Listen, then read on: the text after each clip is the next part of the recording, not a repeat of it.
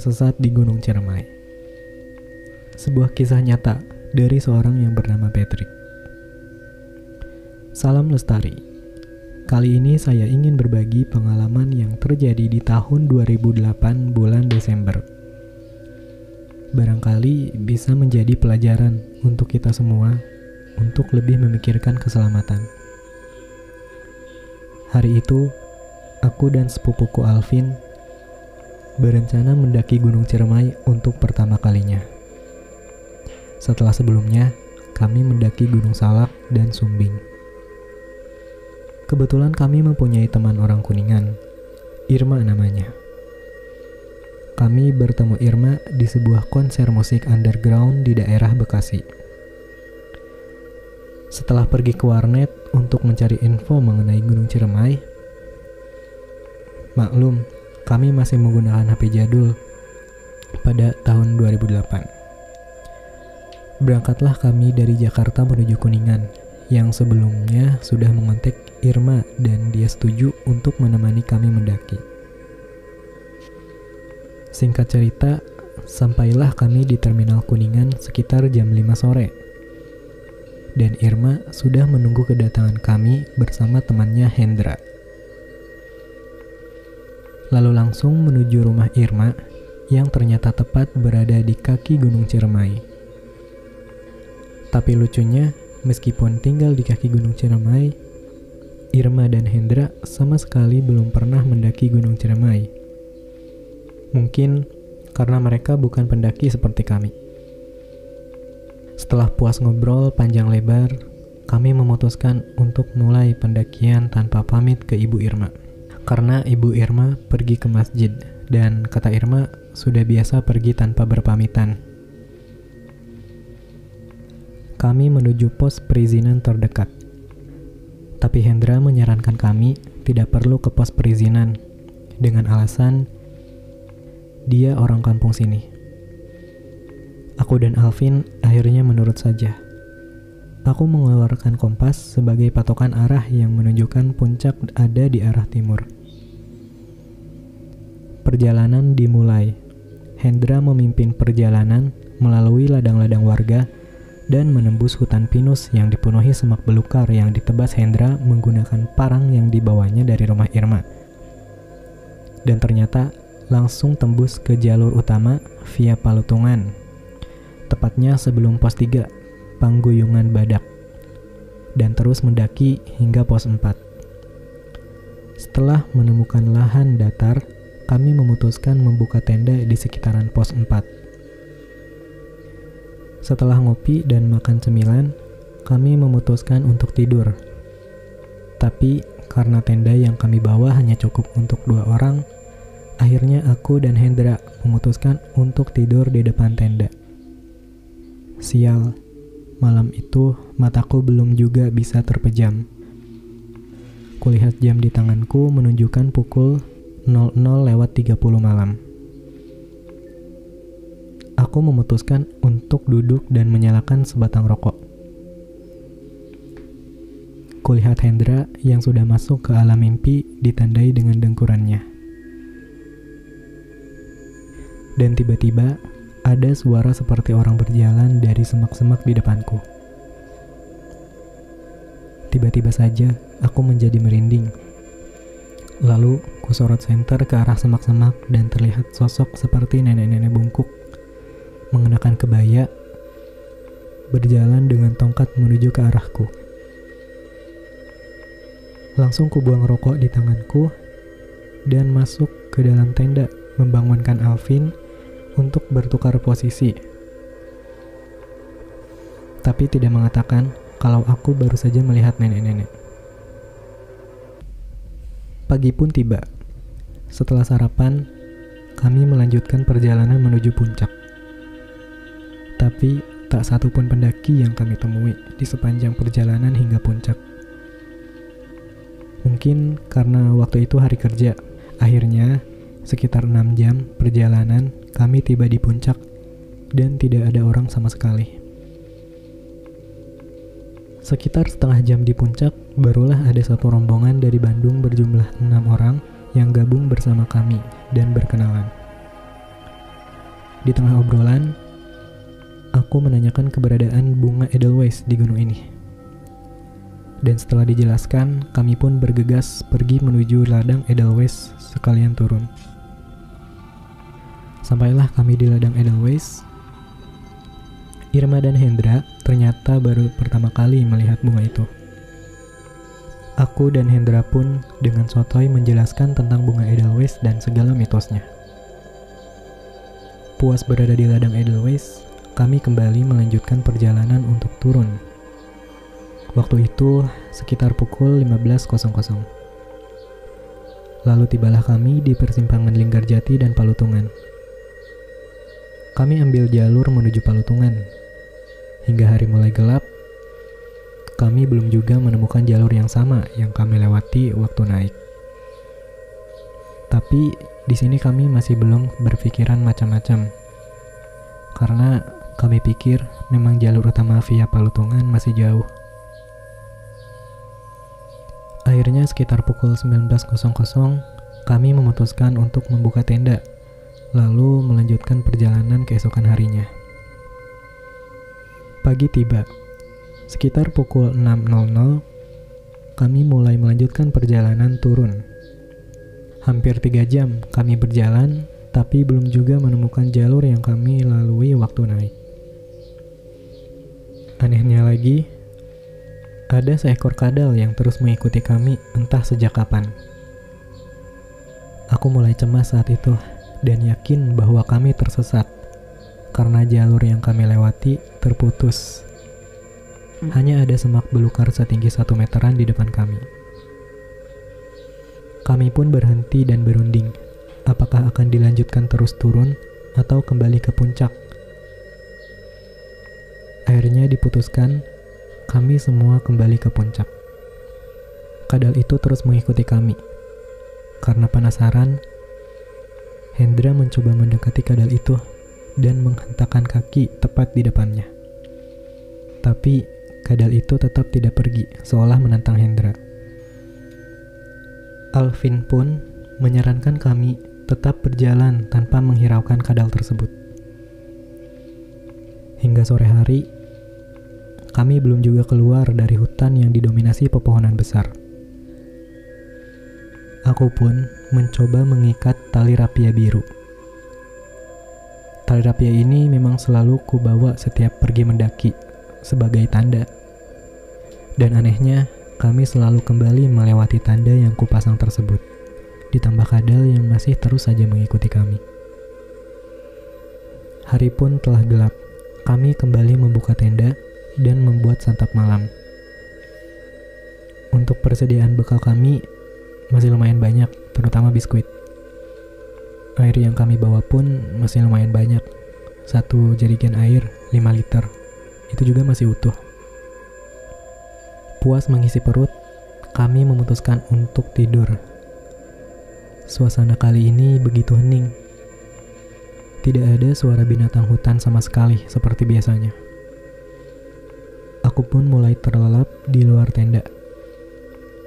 Hingga tiba-tiba Hendra membangunkan aku karena dia melihat cahaya seperti cahaya senter. Tanpa membangunkan Alvin dan Irma, kami langsung berlari ke arah cahaya yang jaraknya kira-kira 200 meter sambil berteriak sekeras mungkin. Sepertinya mereka tidak mendengar teriakan kami dan terus saja berjalan. Tapi kami terus berlari ke arah sumber cahaya. Terbersit sedikit harapan dalam hati untuk keluar dari hutan ini. Bukannya pertolongan yang kami dapat, Hendra justru terperosok jatuh ke dalam lubang sedalam kurang lebih 4 meter. Dalam banget tuh. Dengan kata lain, cahaya panjang mirip sorotan senter itu bukan berasal dari manusia, karena melayang melewati jurang. Jika saja Hendra tidak terperosok ke dalam lubang, mungkin kami berdua sudah masuk ke dalam jurang. Aku segera kembali menuju lubang di mana Hendra. Lalu aku sorot Hendra dengan senter di tanganku. Untungnya dia tidak mengalami cedera serius. Kusuruh dia menunggu sebentar, lalu aku kembali ke tenda untuk membangunkan Alvin dan mengambil tali webbing. Akhirnya Hendra bisa kami angkat naik, tapi sayangnya pinggul Hendra robek sekitar 5 cm. Aku dan Alvin segera merangkul Hendra menuju tenda dan segera mengeluarkan kotak P3K untuk mengobati luka di pinggul Hendra. Belum kelar mengobati luka Hendra, tiba-tiba saja Irma terbangun dan teriak-teriak histeris. Dengan mata yang melotot, tapi suaranya terdengar seperti suara nenek-nenek. Dengan bahasa Sunda Kuningan, yang menurut Hendra dia bilang, "Mau apa kalian datang ke sini?" Kami bertiga meminta maaf dan meminta agar nenek itu keluar dari tubuh Irma. Tapi Irma tetap saja berteriak sambil sesekali tertawa cekikikan. Kami membaca doa yang kami hafal, tapi tidak menunjukkan perubahan apa-apa. Karena kesal, aku menyuruh Alvin dan Hendra untuk memegang Irma dengan erat, dan aku menduduki kedua kaki Irma dan menggigit jempol kaki Irma. Teriakan Irma perlahan mulai melemah hingga akhirnya benar-benar sadar. Aku pun langsung memberinya minum, lalu Irma bercerita bahwa dia bermimpi dibawa oleh nenek-nenek ke suatu tempat di dalam goa. Kami semua mulai panik dan berpikir kami tidak akan bisa keluar dari hutan yang aneh itu. Pukul 2 dini hari, aku memutuskan untuk sholat tahajud. Jujur, sebelumnya sholat wajib pun jarang dikerjakan. Mereka bertiga pun ikut melaksanakan sholat tahajud dengan wudhu dari air yang ada di dalam jerigen yang kami bawa. Kami berdoa agar bisa keluar dari hutan ini. Dan jika pun kami harus mati, kami pasrah. Suasana menjadi haru saat tanpa sadar kami berempat meneteskan air mata. Setelah sholat dan bersolawat, kami kembali memutuskan untuk tidur dan melanjutkan perjalanan saat hari sudah terang. Sekitar pukul 8 pagi, kami bertiga bangun, kecuali Hendra yang masih terlelap. Saat Alvin menyentuh badan dan kepala Hendra, badannya terasa sangat panas. Mungkin karena luka di pinggulnya. Setelah sarapan, kami memulai kembali perjalanan ke atas dengan sangat lambat karena kondisi Hendra cukup mengkhawatirkan saat itu. 1 jam perjalanan, kami tiba di tanah datar cukup luas dan beristirahat. Alvin berjalan sendiri untuk mencari arah. Setelah setengah jam, ia kembali dan berkata bahwa ia melihat perkampungan di arah utara. Kami pun kembali melanjutkan perjalanan turun ke arah utara. Stok air kami hanya tersisa 2 botol ukuran 600 ml. Sebelum gelap, kami harus sudah sampai di perkampungan yang Alvin lihat. 4 jam sudah kami berjalan, tapi perkampungan yang Alvin lihat di atas belum juga ketemu. Sialnya, tanda tali rapia yang aku pasang jauh di bawah kembali kami lewati. Padahal, kami telah berjalan sangat jauh ke arah puncak dan berjalan berlawanan arah dari arah yang kami pasang tanda. Aku sudah berpikir akan mati di gunung ini. Tapi keluarga dan teman-teman di Jakarta membuatku tetap optimis kalau aku bisa keluar dari hutan ini. Hari pun kembali gelap. Kami masih berada di hutan yang didominasi pohon-pohon raksasa. Kami kembali membuka tenda dan mengisi perut lalu tidur. Kali ini, aku dan Alvin yang tidur di luar tenda. Tapi sepertinya, Alvin tidak bisa tidur. Entah apa yang dia pikirkan, ia hanya memejamkan mata sambil membaca-baca doa seperti orang yang ketakutan, tapi tidak mau mengatakan apa yang sebenarnya terjadi. Aku pun terus mengamati Alvin, sambil sesekali melihat sekitar. Lalu Alvin pun bangun dan menyuruh kami untuk melanjutkan perjalanan. Saat itu, kira-kira pukul 9 malam. Aku menganjurkan Alvin untuk melanjutkan perjalanan saat terang. Tapi Alvin tetap bersikukuh ingin melanjutkan perjalanan. Akhirnya kami menuruti kemauan Alvin, karena kami takut Alvin melihat sesuatu yang bisa membahayakan kami. Dengan perasaan yang bingung, kami mengikuti Alvin kembali ke arah atas hingga kembali bertemu dengan tanah datar yang kami temui tadi siang. Anehnya, Siang tadi kami berjalan sekitar 7 jam dari tanah datar hingga sampai ke tempat kami membuka tenda.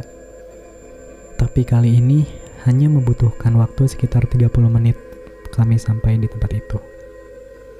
Kami terus berjalan dari area tanah datar lalu kembali turun ke dalam hutan. Tapi kali ini Alvin mengambil arah timur menembus kegelapan.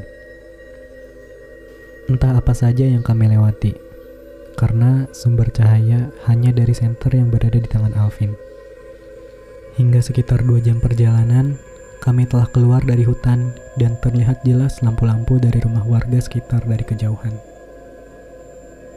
Hingga menemui ladang-ladang warga, Irma pun mengenali daerah tersebut yang tidak jauh dari desanya. Akhirnya Irma mengambil alih posisi di depan menggantikan Alvin. Akhirnya kami sampai di rumah Irma sekitar pukul 1.30 dini hari. Kami langsung melakukan sujud syukur di depan rumah Irma.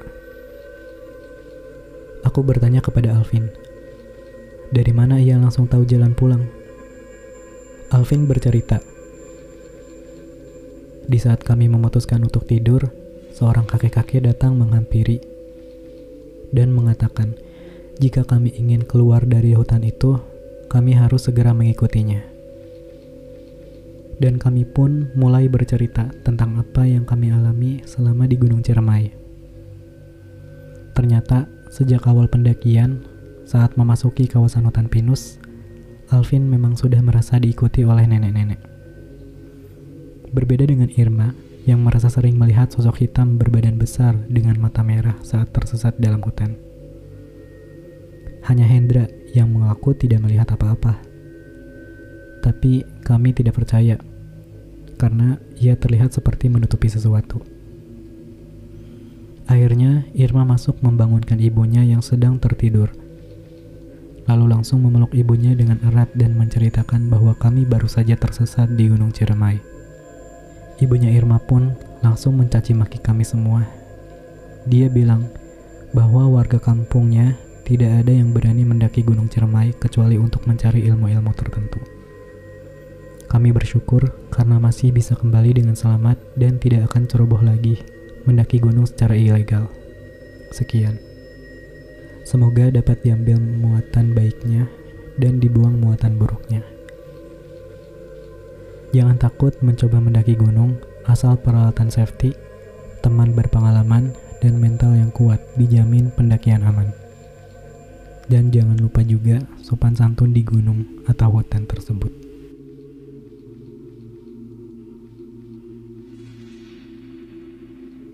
Gunung, cerita di gunung nih, Gunung Ciremai.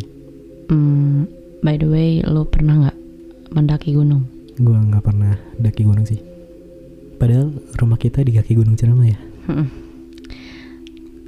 Banyak sih teman-teman gue yang ngajakin kayak, yo muncak yo, kayak pas peringatan tahun baru. Tapi ya yang kayak gini-gini sih gue takut gak bisa balik lagi ke rumah. Ya tujuan daki gunung sih bukan puncak sebenarnya, tapi balik lagi ke rumah tujuannya itu. Iya bener banget sih. Sebelum gue recording treat ini, sebenarnya gue nanya dulu ke temen gue yang suka daki Gunung Ciremai. Gue nanya tuh, emang benar ada kakek-kakek yang nyelamatin atau nggak nenek-nenek yang nyesatin? Kata temen gue, kalau kakek-kakek sama nenek-nenek emang ada, cuman temen gue nggak tahu itu nyesatin apa nyelamatin, katanya gitu. Tapi pasti beliau tuh ada di Gunung Ciremai itu.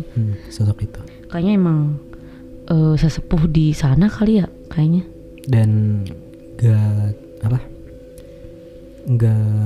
nggak cuma kakek-kakek dan nenek-nenek sih. Iya sebenarnya bisa aja menyerupai wanita cantik atau ya menyerupai apapun itu. Dan kesalahan yang mereka lakukan tadi itu adalah fatal banget sih sebenarnya kesalahannya. Sebenarnya sepele, tapi cukup fatal. Yang pertama itu pas mau daki, nggak izin dulu ke ibunya. Terus dakinya secara ilegal, nggak lewat pos perizinan. Iya, padahal kan sebenarnya itu penting banget sih buat di data ya. Iya, jadi kalau misalnya kita hilang tanpa ada datanya, ya udah si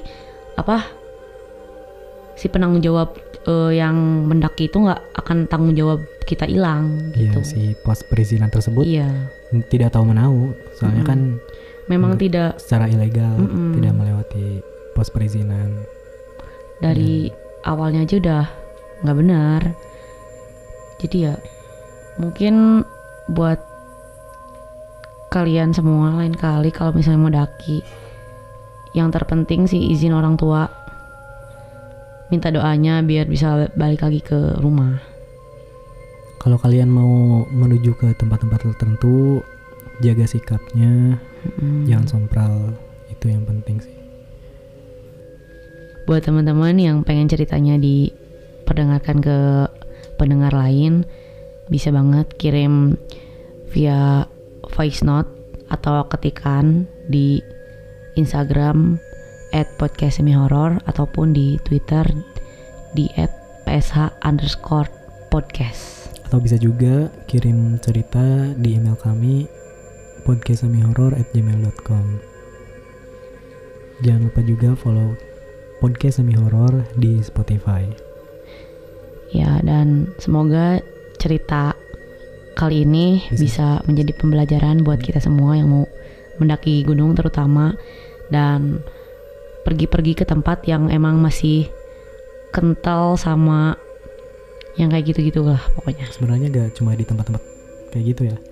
Sebenarnya di setiap tempat pun pasti kalian harus menjaga sikap dan sopan santun. Paling minimal punten, permisi gitu paling.